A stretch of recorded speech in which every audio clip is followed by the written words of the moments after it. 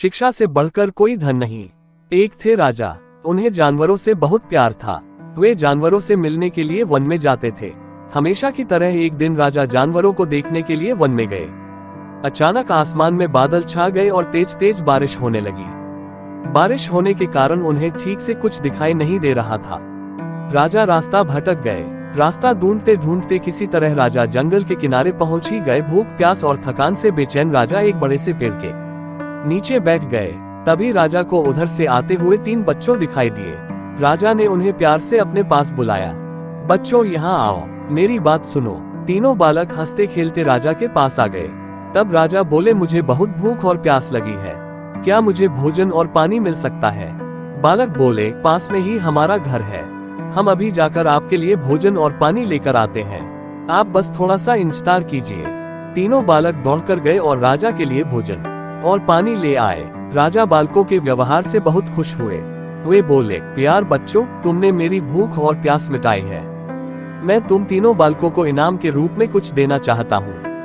बताओ तुम बालकों को क्या चाहिए? थोड़ी देर सोचने के बाद एक बालक बोला, महाराज, क्या आप मुझे एक बड़ा सा बंगला और गाड़ी दे सकते हैं? राजा बोले, हाँ हाँ, क्यों नहीं, अगर तुम्हें यही चाहिए तो जरूर मिलेगा। अब तो बालक फूले न समाया।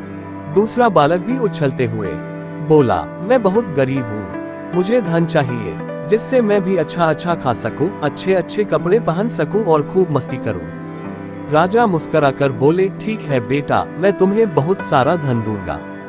ये सुनकर दूसरा बालक खुशी से झूम उठा। भला तीसरा बालक क्यों चुप रहता?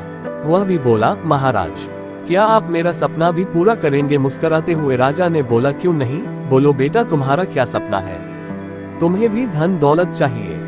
नहीं महाराज, मुझे धन दौलत नहीं चाहिए, मेरा सपना है कि मैं पढ़ लिख कर विद्वान बनूं। क्या आप मेरे लिए कुछ कर सकते हैं? तीसरे बालक की बात सुनकर राजा बहुत खुश हुए। राजा ने उसके पढ़ने लिखने की उचित व्यवस्था करवा दी। वह मेहनती बालक था। वह दिन रात लगन से पढ़ता और कक्षा में पहला स्थान प्राप्त करता। इस तरह समय बीतता गया। वह पढ़ लिख कर विद्वान बन गया। राजा ने उसे राज्य का मंत्री बना दिया। बुद्धिमान होने के कारण सभी लोग उसका आदर सम्मान करने लगे। उधर जिस बालक ने राजा से बंगला और गाड़ी मांगी थी, अचानक बाढ़ आने से उसका सब कुछ पानी में बह गया। दूसरा बालक भी धन मिलने के बाद कोई काम नहीं करता था, बस दिन भर फिजूल खर्च करके धन को उड़ता और मौज मस्ती करता था। लेकिन रखा धन भला कब तक चलता? एक समय आया कि उसका सारा धन समाप्त हो गया। वह फिर से गरीब हो गया।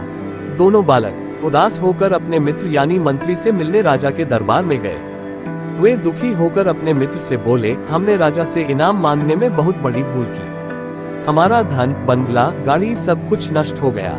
हमारे पास अब कुछ नहीं बचा है। मित्र ने समझाते हुए कहा, किसी के भी पास धन दौलत हमेशा नहीं रहता। धन तो आता जाता रहता है, सिर्फ शिक्षा है जो हमेशा हमारे पास रहती है। धन से नहीं बल्कि शिक्षा से ही हम धनवान बनते हैं। दोनों बालकों को अपनी गलती पर बहुत पछतावा हुआ। उन्होंने तय किया कि हम भी मेहनत और लगन से पढ़ाई करेंगे और अपने जीवन को सुखी बनाएंगे। अगर आपके ये कहानी अच्छी लगी है तो मेरे YouTube मनोज गोदारा जाट को सब्सक्राइब करें। धन्यवाद।